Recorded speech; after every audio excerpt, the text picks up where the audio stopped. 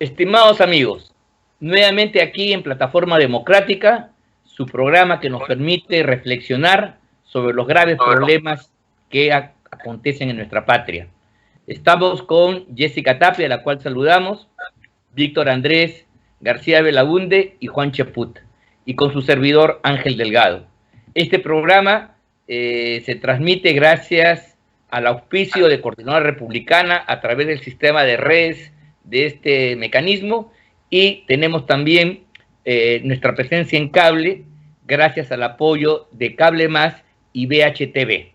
En consecuencia, agradecemos a todos su presencia, que nos alienta a seguir en este esfuerzo informativo y de comunicación para conocimiento de la realidad peruana por parte de todos ustedes.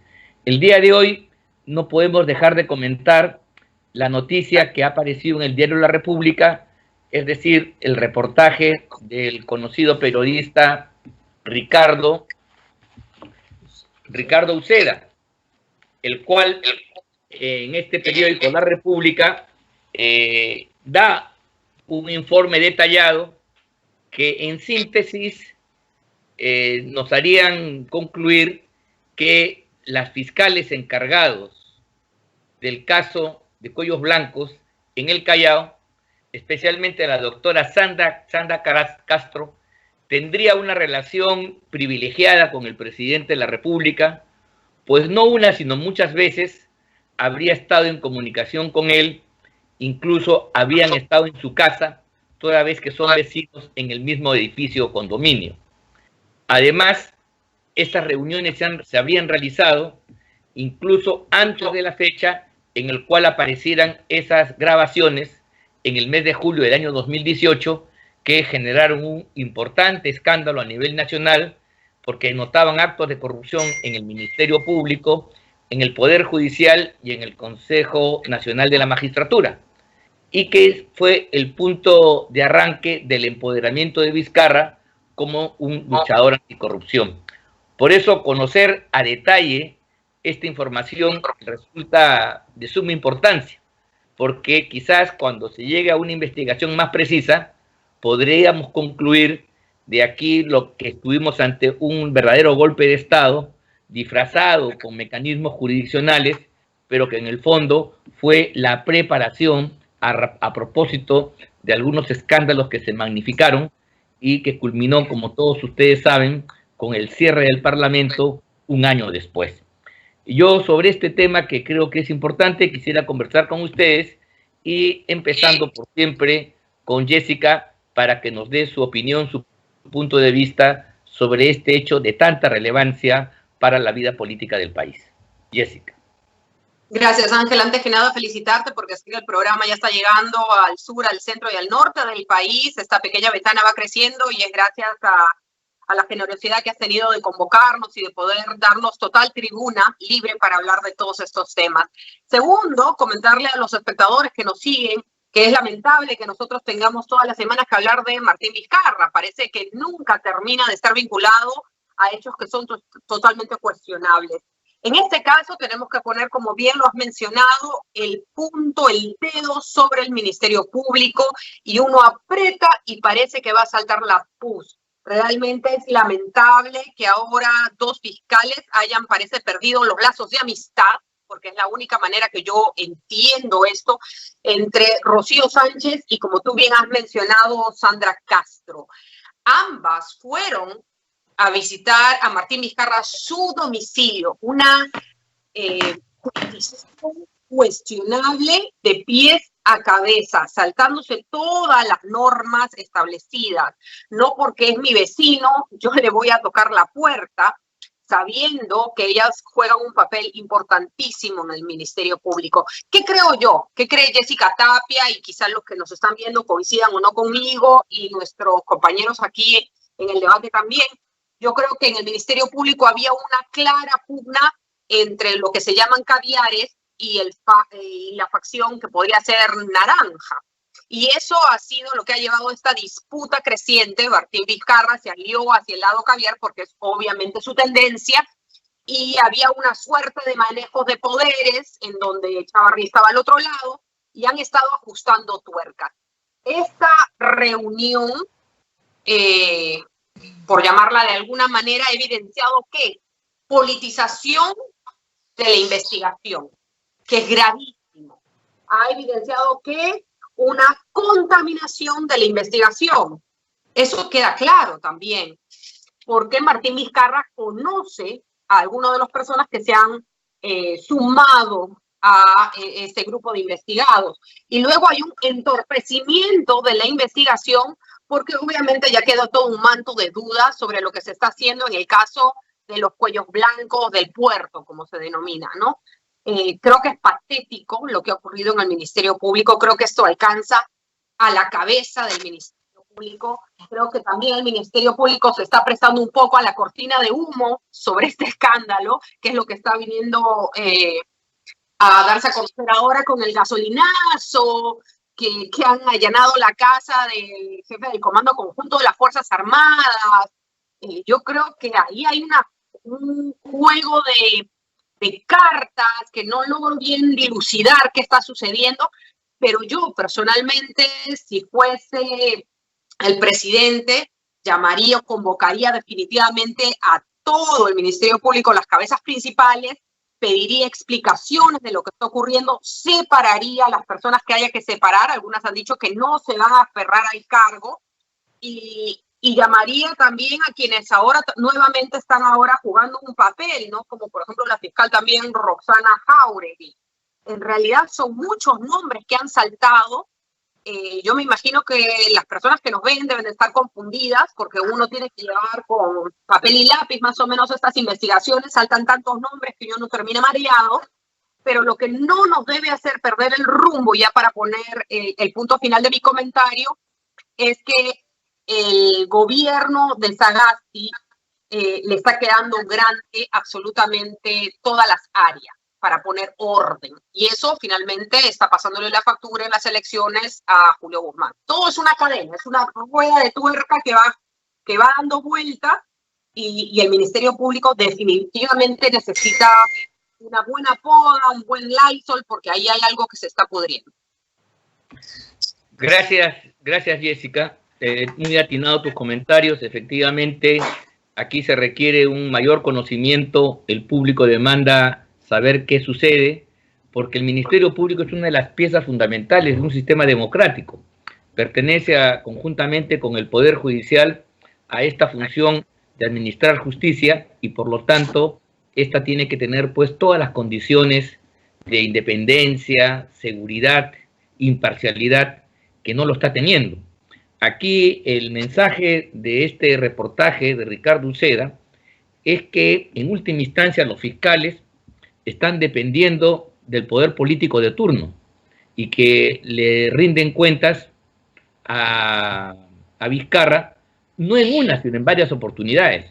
Resulta que la separación de poderes, que debiera ser pues uno de los pilares del sistema constitucional democrático, se ve mellado porque habría una suerte de politización, de influencia del Poder Ejecutivo en la figura de Vizcarra, ni más ni menos, para direccionar las investigaciones.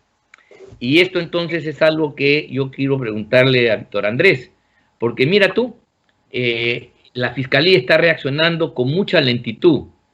Primero, para este caso de la vacuna, ya ha habido críticas por parte de las procuradoras que no han tomado las medidas convenientes, no han hecho la calificación de los delitos de modo adecuado. Por ejemplo, la colusión, que es el delito mediante el cual la gente se confabula, se une para cometer un delito, y en este caso de las vacunas es un tema evidente, ha sido soslayado. Aparecen otros ilícitos penales que tienen una pena menor, y eso va a tener consecuencias a la hora de desarrollar la investigación. Por eso hay que estar atentos en ello. También no sabemos, por ejemplo, cuál es el estado actual de la investigación que se viene llevando a cabo sobre las denuncias de corrupción en Moquegua, donde hay inclusive varios colaboradores eficaces que han sido cómplices de Vizcarra en esta defraudación al Estado. al gobierno regional de Moquegua. Y a pesar de que ya deberían haberse dado las acusaciones y las diligencias del caso, esto no ha sucedido. Y ahora tenemos entonces el conocimiento de que el señor Vizcarra, de alguna manera, era notificado, era informado, y seguramente él direccionaba de alguna medida estas investigaciones. Esto es un tema muy grave. Yo quería que tu comentario sobre ello, Víctor Andrés, porque no puede haber Estado de Derecho si es que la función jurisdiccional en su fase de investigación está pues sometida a los dictados del poder político de turno. Víctor Andrés. Bien, bueno, el tema es muy complejo. Bueno, te has hecho muchas preguntas en una sola. Es difícil contestarlas a todas. ¿En qué cosa? Si me das un día, quizás, pero en unos minutos imposible. A ver, yo creo que Vizcarra es un gran impostor, estamos totalmente de acuerdo. Vizcarra llegó de la mano de Kuczynski, grave error, sin conocerlo, y le dieron la primera vicepresidencia. Claro, no había esa ley que había que tener alternancia en ese momento, sino hubiese estado obligatoriamente Mecharados de primera vicepresidenta. Pero entonces, cuando Vizcarra llega por la irresponsabilidad y frivolidad de ponerlo a él de primer vicepresidente, y ya tenía problemas en Moquegua. Tenía cerca de 40 juicios en Moquegua. Hay que recordar que en Moquegua, el señor Vizcarra, y coincido con Jessica en el sentido de seguir hablando de este personaje que la verdad que no debería llamarnos la atención tanto, ni dedicarnos tanto a él, pero lamentablemente todos los días es noticias malas, malignas, tóxicas, en fin. Pero el señor Vizcarra, yo lo dije en el debate que tuvimos con él en 2016, el señor Vizcarra destruyó un hospital en Moquegua para construir uno nuevo que no construyó. Y dejó en cimientos, cuando se fue el gobernador, el hospital. Lógicamente después nos hemos enterado de que esto fue parte de una coima que inclusive la denunció después su socio Hernández, y es uno de los problemas que tiene ahora. Entonces, Vizcarra ya tiene un currículum de corrupción y de coimas que llevó la presidencia, la vicepresidencia primero de la presidencia, y luego como ministro de Trabajo, ministro de Transportes, viene el caso famoso Chincheros. Yo le dije en febrero del 2017 en el Congreso, le dije delante de él, frente a frente, rapaz e incapaz. Rapaz e incapaz. Bueno, y por supuesto que me acusaron de fujimorista, de aprista, qué sé yo, de todo. Entonces, pero lo cierto es que el tiempo me ha dado la razón. Entonces, ¿qué ha pasado con Vizcarra? Llega a la presidencia, y en vez de hacer una transición normal, nadie dudaba de su autoridad, de su legitimidad. El Congreso en general, todos, no creo que haya habido nadie, ni una bancada que haya estado absolutamente en contra de que suba al poder. Más bien, había cierto consenso y tranquilidad de que él llegó. Se dedicó luego a pelearse con el Congreso y empezó a atacar al Congreso cuando el Congreso no había hecho nada todavía. Se había calmado después de la tormenta de Kuczynski. Y entonces, ¿él qué hizo? Incentivó el pleito con el Congreso. Buscó una confrontación constante y permanente. Y lógicamente algunos congresistas, algunas bancadas, no todo el Congreso, empezaron a reaccionar. Y después vino una persecución a algunos emblemas de la corrupción en el Perú. Vino una persecución a Inostroza, a Chávarri. En realidad, una persecución por delitos que sí, seguramente han cometido. Inclusive aquí está Juan Cheput, que fue uno de los ponentes de una de las acusaciones a estos personajes, pero nadie los defendía. Lo que sí llamaba la atención es la obsesión en juzgarlos rápidamente, expulsarlos rápidamente, condenarlos rápidamente. Una obsesión.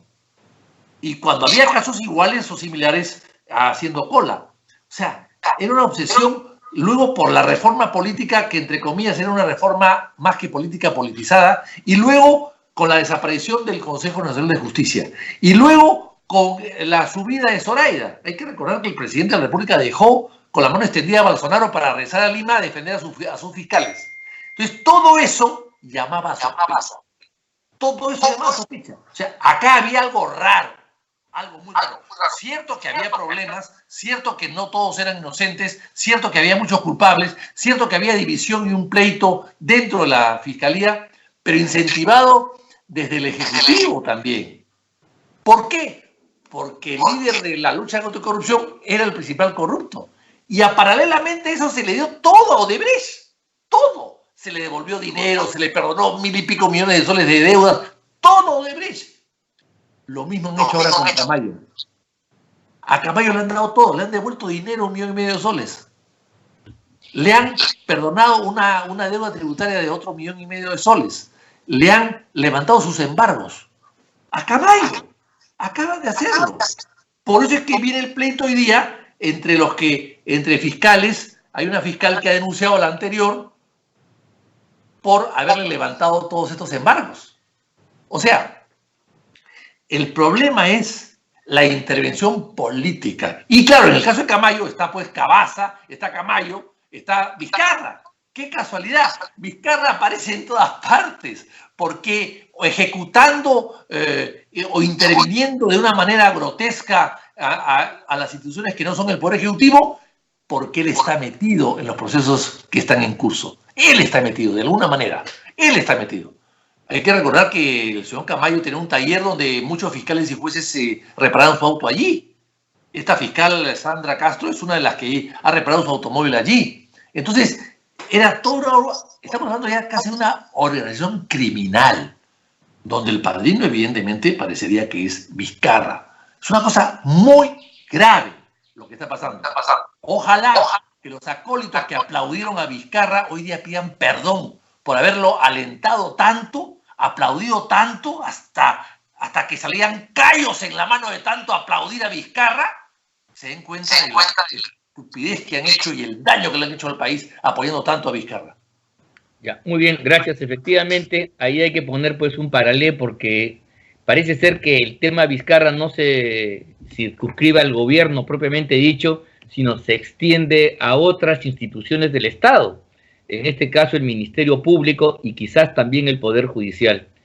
En consecuencia, el vizcarrismo como una perversión, como una deformación grave del servicio público estaría corrompido, no solamente, repito, en el gobierno, que ya lo sabemos, cómo se maneja la cuestión ministerial en cada sector de gobierno propiamente dicho, sino en el Ministerio Público. Y de eso se trata. Aquí lo que está en juego es el Ministerio Público, que debe ser una instancia imparcial, que es la que lleva la voz cantante en la investigación, es el titular de la acción penal, defiende al interés público, y esto es lo que justamente no se estaría garantizando. Mira tú, entre el pleito que ha salido, Juan, entre estas fiscales, es que la doctora Rocío Sánchez está acusando a Sandra Castro, que es la que está más vinculada a Vizcarra, de haber ocultado en julio del año 2018 los videos, las fotografías y, en fin, todo el material gráfico que ponían en evidencia que el señor Vizcarra y Camayo se conocían. Nosotros solamente tuvimos en aquella oportunidad la manifestación de una conversación donde el juez ya cesado Walter Ríos decía que se sabía que al señor Vizcarra le gustaba el ron Zápata, ¿no? Bueno, el señor Vizcarra negó rotundamente todo ello. Y después, cuando el año pasado salieron un conjunto de videos, de fotografías, en las cuales Vizcarra y Camayo eran compadres, lo había invitado a la asunción de mando el día que Vizcarra juró como presidente, y estaban pues en 1000 reuniones, en Colgorio, en Chupa, qué sé yo, como grandes amigos. Sin embargo, Vizcarra lo había negado. Yo te quiero preguntar a ti lo siguiente: si en julio del año 2018, entre los videos que se presentaron, hubieran aparecido estos en los cuales Vizcarra estaba íntimamente vinculado a Camayo, ¿no? Si hubieran aparecido esos Vizcarra, que es lo que está diciendo Rocío Sánchez, y que imputa como responsabilidad a Sandra Castro, ahí había dos posibilidades. O las conversaciones que tenían estos señores, jueces, fiscales, funcionarios, amigos, empresarios, eran pues fanfarronadas, ¿no? Al estilo pues que a veces cuando se reúnen los hombres cometen deslices léxicos, una serie de cuestiones procaces que no deben decirse, pero se dicen, pero quedaba ahí, o la otra explicación era que el señor Vizcarra, pues, al ser íntimo de Camayo, y Camayo es ser el articulador de los Cuellos Blancos, el señor Vizcarra pertenecía también, pues, a la colección, al elenco de los Cuellos Blancos. Mira tú la gravedad del asunto. Eso es lo que yo quería que tú comentes. Esta actitud de la fiscal Castro de no dar a conocer en aquella oportunidad los videos y fotografías que demostraban el compadrazgo existente entre Camayo y Vizcarra, cosa que nos ha recordado Víctor Andrés, que al volverse colaborador le han dado todos los beneficios habidos y por haber. Juan. Gracias, Ángel. Un saludo a Jessica y a Vitocho. Mira, yo creo que no hubiera pasado nada, porque muchas de las cosas que luego aparecieron como gran escándalo se comentaban, se decían en los pasos perdidos, se hacían públicas. ¿Y qué hacía la prensa? Las ninguneaba, no las sacaba a la luz pública o simplemente las descalificaba. Por ejemplo, la noche que se condenó al juez Inostroza, yo señalé que tal como estaba planteada la acusación, no iba a prosperar, porque iba en contra de lo planteado en la Convención de Palermo. De inmediato vino la masacre, ¿no? Fujimontesinista, no quieren que este señor, fujiaprista, estoy trabajando en favor del señor Inostroza. Bueno, pasó el tiempo, ¿y qué es lo que dice la Corte Española? Que no tiene sustento la acusación porque no obedece a los estándares de la Convención de Palermo. Entonces, el vizcarrismo es un síntoma, la enfermedad es otra. La enfermedad es la ambición de esas ONGs, de ese grupo de personas articulados en ONGs, en universidades, de querer tomar el control del sistema de justicia. Y han utilizado a Vizcarra como un perfecto monigote, porque como es un corrupto, le convenía esa suerte de coalición. Le daban protección mediática y ellos hacían lo que quieran. ¿Dónde está la condena contra las fiscales, por ejemplo, de IDL, de Transparencia, de Proética, de Projusticia, de la Comisión Nacional Anticorrupción, en la cual hay empresarios y funcionarios de estas ONGs? No hay ni una sola protesta. ¿Por qué? Porque son conscientes, y en ese sentido subrayo lo dicho por Vitocho y me auno a sus palabras, esta gente debería pedirle perdón al país. Pues si en estos momentos estamos en esta suerte de descomposición generalizada, es porque ellos han apoyado a Vizcarra, que como dije en la anterior oportunidad, es un sujeto mediocre apoyado por otro mediocre, el ministro de Educación Jaime Saavedra, que para poder mostrar algún logro se fijó en el éxito así focalizado, quirúrgico, de una pequeña región como Moquegua, en la cual hubo gran participación de la empresa privada para venderlo como uno de sus éxitos en el sector de educación, ¿no? Y las redes sociales hicieron el resto del trabajo y convirtieron en un mito a quien era un mediocre y, como se está demostrando, un corrupto. Entonces, aún más, el día de hoy pasan desapercibidos otros hechos, noticias gravísimas, como por ejemplo que la fiscal Rocío Sánchez acusa a la fiscal Jáuregui, Roxana Jáuregui y Sandra Castro, de que cuando se trata que el colaborador eficaz señala hechos que afectan al fiscal Chávarri, ¿no?, a Inostroza, a todos ellos, es un gran colaborador eficaz. Pero cuando se trata del mismo individuo acusando a Vizcarra, allí lo descalifica, lo quiere sacar del caso, ¿no? Se ocultan las pruebas. Eso es gravísimo lo que dice Rocío Sánchez, y ha salido hoy día en El Correo. Entonces, y eso no, ni siquiera se señala como un hecho evidente de que ha habido una alta politización. El mismo colaborador eficaz, cuando se trata de los adversarios, ahí sí. Pero cuando se trata de Vizcarra, se ocultan las pruebas. Y como señalaba Jessica, reunirse en la casa de Vizcarra para anticiparle información es lo que originó que Vizcarra se convirtiera en un anticuellos blancos. De inmediato, como sabía lo que se venía, empezó a atacar al Congreso todos los días, sistemáticamente, con la colaboración de los medios de comunicación, para descalificarlo, deslegitimarlo y dar los insumos para que de esta manera se pueda cerrar el Parlamento. Entonces, acá, en esta situación, no basta un Vizcarra, no basta un lagarto, una lagartija, una cucaracha. Tiene que haber un conjunto de organismos, ¿no?, que trabajando por un propósito común, tomar el control del sistema de justicia para hacer lo que se quiere en el Perú, nos han llevado a este estado de descomposición. Mira, y el dilema que tenemos, ya lo había resuelto pues Aristóteles, ¿no? O sea, Platón, o sea, el poder corrompe y el poder absoluto corrompe más.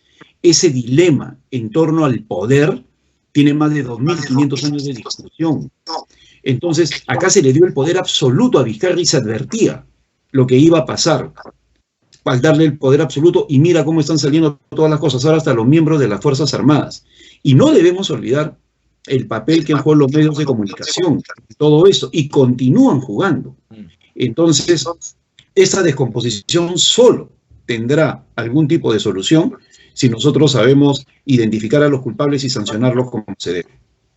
Bien, muchas gracias. Creo que tu comentario pone el dedo en la llaga. Y por cierto, este es un asunto que debiera merecer una profundización. El Ricardo Uceda, en el propio texto que hemos tenido oportunidad de leer, anuncia una segunda parte. Y esto yo creo que es el hilo de la madeja, y probablemente estemos ante una gravísima, una enorme conspiración, una verdadera suerte de orquestación de un golpe de Estado para que Vizcarra se empodere y finalmente tome el poder del modo autocrático, subordinando al Parlamento y inclusive impidiendo o teniendo un control sobre el Ministerio Público y sobre el Poder Judicial, cosa que lo ha conseguido en parte a través de este aparato que se ha formado, que se llama Junta Nacional de Justicia. Pero yo quería dejar ahí el tema y ahora conversar con ustedes un asunto más inmediato. Sin duda, el escándalo de las vacunas ha golpeado fuertemente al vizcarrismo y a Vizcarra, sin duda, y por lo tanto, la pregunta que tenemos que hacernos es cómo esto va a repercutir en la arena electoral. ¿Va a tener algún tipo de efecto?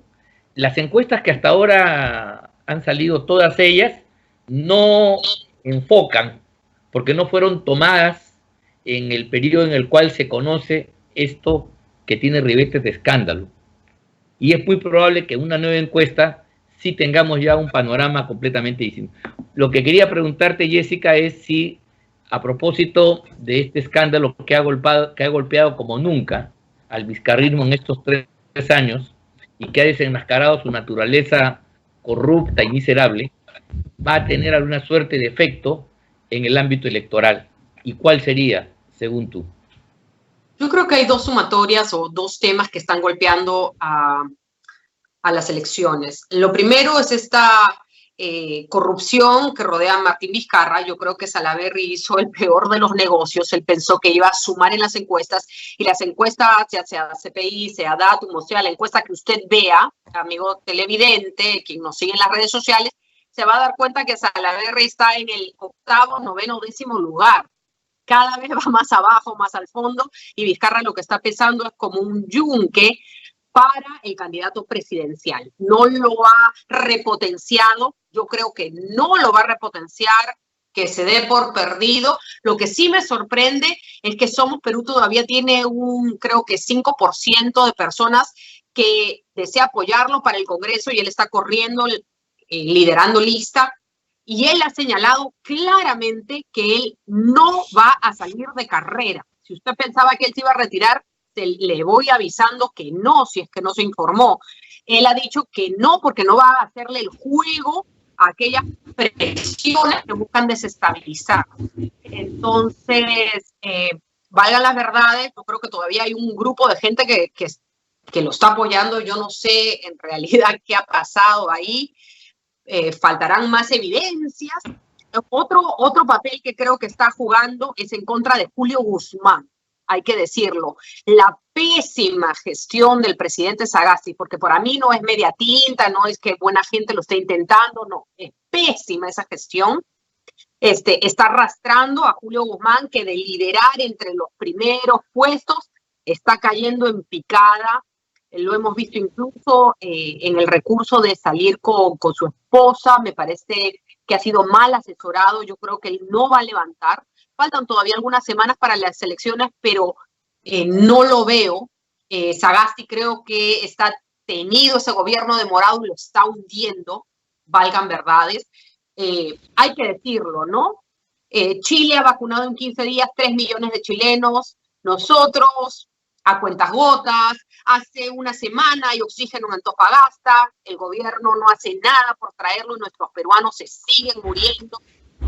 Que han perdido la vida. Y el ministro colocado por Sagasti dice un día sí, los privados pueden traer vacunas, al día siguiente dice no, los privados no pueden traer vacunas, y parece un meme de crueldad estas idas y venidas, estos desdichos entre la Premier y el nuevo ministro de Relaciones Exteriores, deslucen todo su gabinete, se nota que no hay cabezas ahí que tengan experiencia política. Acá en Estados Unidos, para el que no se haya enterado, en Estados Unidos hay 500,000 fallecidos por COVID.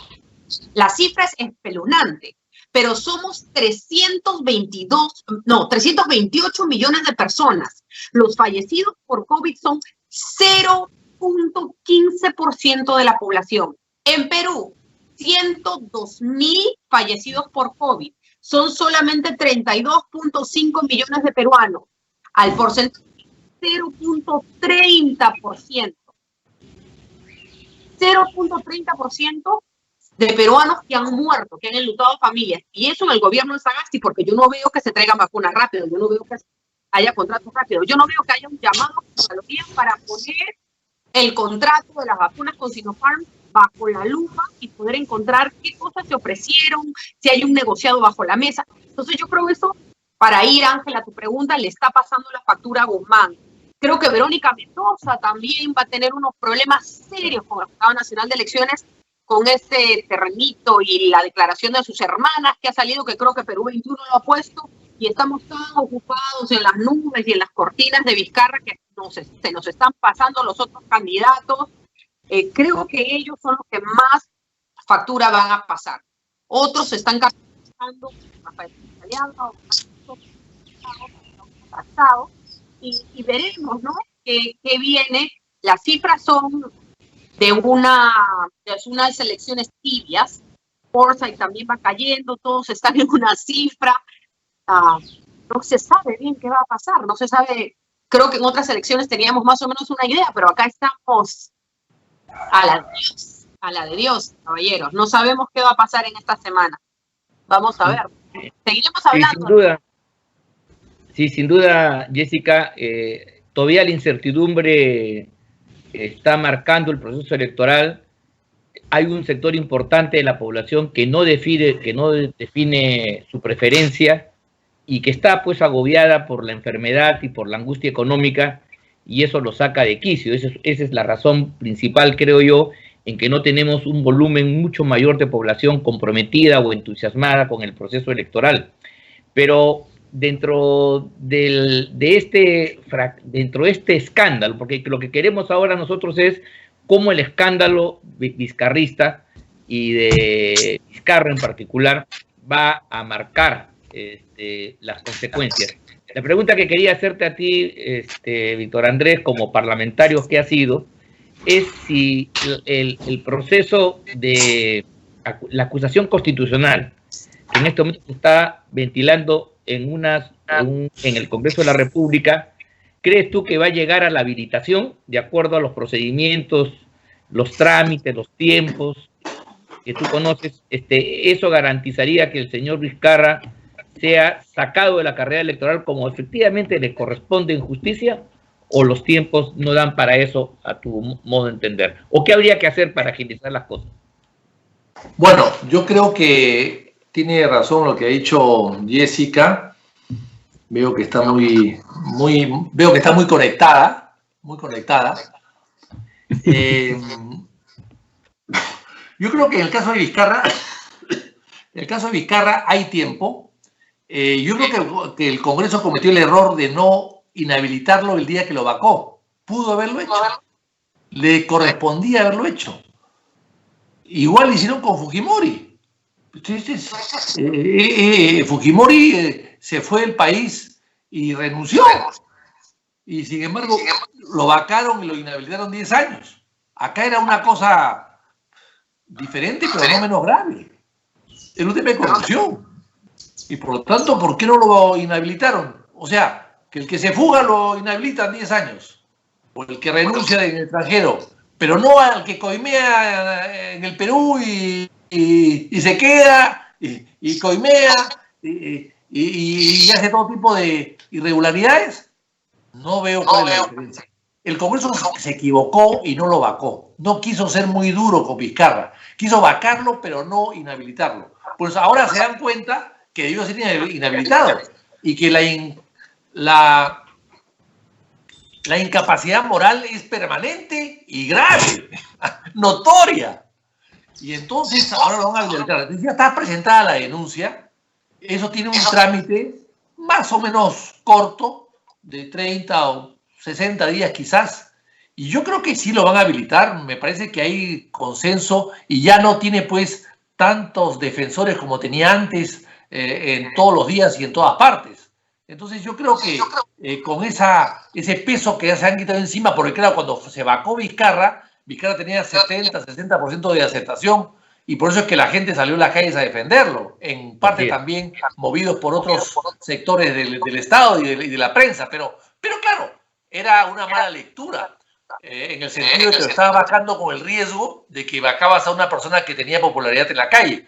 Ahora ese riesgo ha desaparecido, casi ha desaparecido, por lo menos está en una mínima expresión, por tanto, ahora deberían hacerlo. Ahora bien, ¿se hará antes del 11 de abril? Mire, yo creo que puede, con dificultad se puede hacer, pero aunque no lo haga antes del 11 de abril, se puede hacer después, igual está inhabilitado.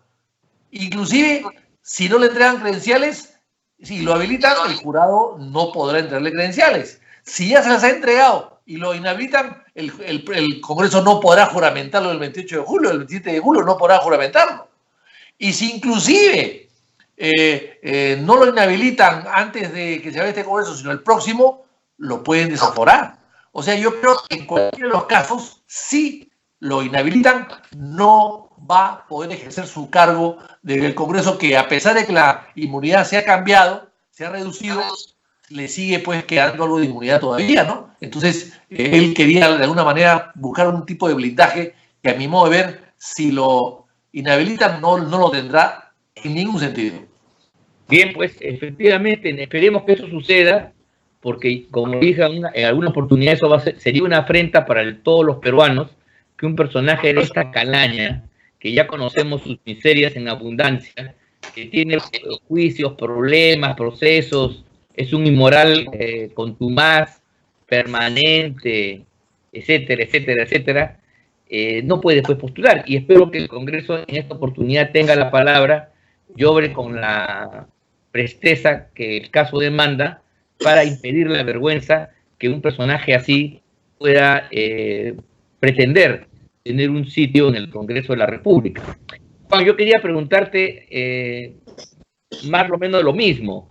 Este escándalo sin duda va a tener consecuencias y se van a reflejar en los próximos días. ¿Tú sientes que hay una suerte de debilitamiento de aquellos candidatos que han estado cerca de la argolla o han estado y son parte de la argolla vizcarrista y que se han beneficiado del poder?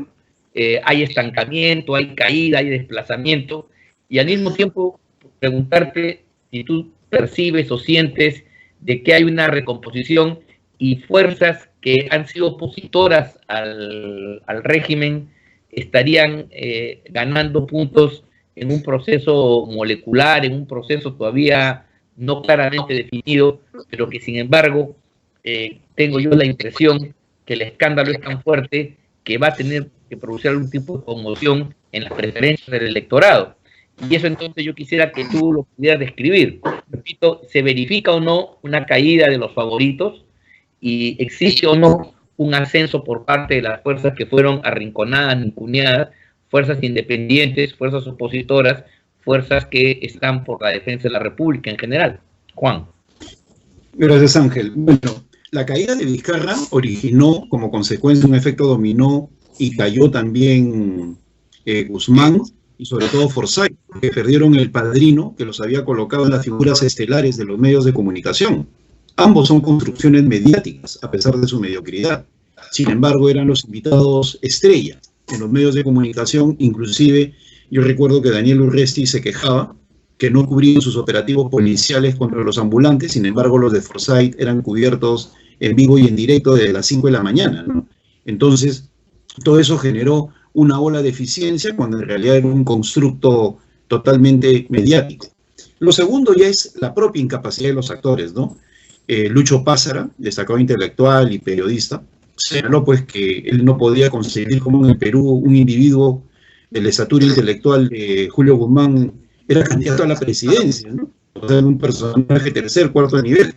Y es lo que estamos viendo, ¿no? O sea, está reflejando pues la secuela del vizcarrismo y de las reformas políticas mal diseñadas que hemos visto. Yo creo que eso está llevando a que la gente tenga otra orientación y efectivamente hay crecimientos lentos pero sistemáticos de Keiko Fujimori, de Acuña, de López Aliaga y por otro lado de Johnny Lescano, que yo creo que en esta encuesta que se viene a fin de mes, la de IEP, ya debería aparecer en primer lugar. Y también yo creo que a partir de ahí va a ser muy difícil que crezca porque ya las condiciones están cambiando. Y cuando tú ves que hay un 30% de indecisos, 33% en promedio, y un 17% de nulo vacío, ese porcentaje de indecisos tan grande a 45 días de las elecciones es porque la gente no conoce a ninguno. Son personajes que no son conocidos. Antes tú tenías a Alan García, tenías a Toledo, tenías a Kuczynski, personajes que los reconocías. Ahora tú dices, ¿quién es López Aliaga? ¿Y quién es el otro? Y Hernando de Soto. Entonces, no creo que les llegue el tiempo para hacerse conocidos a nivel nacional. Y luego, yo he sido miembro de la Subcomisión de Acusaciones Constitucionales. Vitocho ha sido presidente de la misma durante varios años. Y yo no soy tan optimista como él, ¿eh? O sea, yo creo, en primer lugar, no estoy de acuerdo con lo dicho por la presidenta del Congreso, que el tema Vizcarra va a demorar 3 meses. Uno va a los plazos mínimos, sobre todo cuando hay pruebas contundentes, y eso podría durar aproximadamente poco más de un mes con el debido proceso. ¿Recuerda tú cómo se exigía premura cuando los casos eran los vinculados a los fiscales Chávarri o al juez Inostroza? Ahí sí se exigía mañana, tarde y noche que uno acabara rápidamente. O sea, los plazos pueden ser ajustados. Pero no podemos dejar de lado el componente político. Un Vizcarra elegido se va a victimizar y decir que no están respetando los votos que lo llevaron al Parlamento. Por otro lado, hay un silencio complaciente de las personas que lo han aupado. No hay ningún pedido de perdón público. Los miembros del Tribunal Constitucional siguen calladitos, nadie dice me equivoqué. Los medios de comunicación siguen calladitos, nadie dice aupamos a un corrupto, ¿no? Las ONGs, ¿no?, que impulsaban la reforma política, transparencia, proética, ¿no?, también están callados, nadie dice nos equivocamos. Las facultades de derecho que presentaban comunicados como la de la Católica tampoco han dicho nada. Entonces, esa coalición vizcarrista continúa. Y yo creo que hay un gran temor que sucede siempre en los estados corruptos, estado previo al estado fallido, que es el temor a que se levante la alfombra. El silencio de Vizcarra y lo que sabe y lo que ha ayudado es lo que le da una fortaleza. El sistema de prestigio en el Perú se caería si es que él habla, ¿no? Por eso es que vemos cosas insólitas que no sucederían en otro país, donde el investigador de la vacuna dice hay una segunda lista con una seguridad espartana, y luego a las 48 horas no hay, ¿no? Como si alguien le hubiera puesto una pistola en la nuca y le hubiera dicho, oye, te equivocaste, ¿no? Y sale y lanza una palinódea, ¿no? Se arrepiente de lo que dijo, ¿no? Entonces, esas cosas que vemos propias de un Estado mafioso, ese silencio sepulcral ante los que auparon al que ahora llaman lagarto, permanece. No hay ni una palinódea, ni un mea culpa, no hay nada. Entonces, ante esa situación, yo sí creo que el Congreso va a tener presiones para que no sancionen a Vizcarra. Lo van a hacer, pero luego se va a dificultar la ejecución por el tema político, a pesar de todo lo que está pasando. Mira, ya el tema de la vacuna ya pasó, ya la gente no está tan indignada, ya colocaron otro tema y otro tema y otro tema. Entonces, algo que debería movernos a la indignación ya pertenece al pasado y no quieren darle fuerza a la investigación en el Parlamento.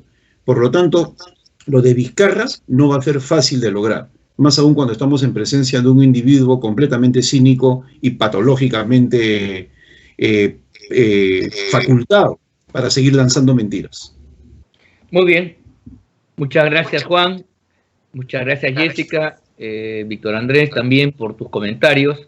Creo que ha sido un buen programa. Hemos tocado 2 puntos muy importantes. Este revelamiento que hace Uceda sobre cómo se manejaría las cosas realmente en el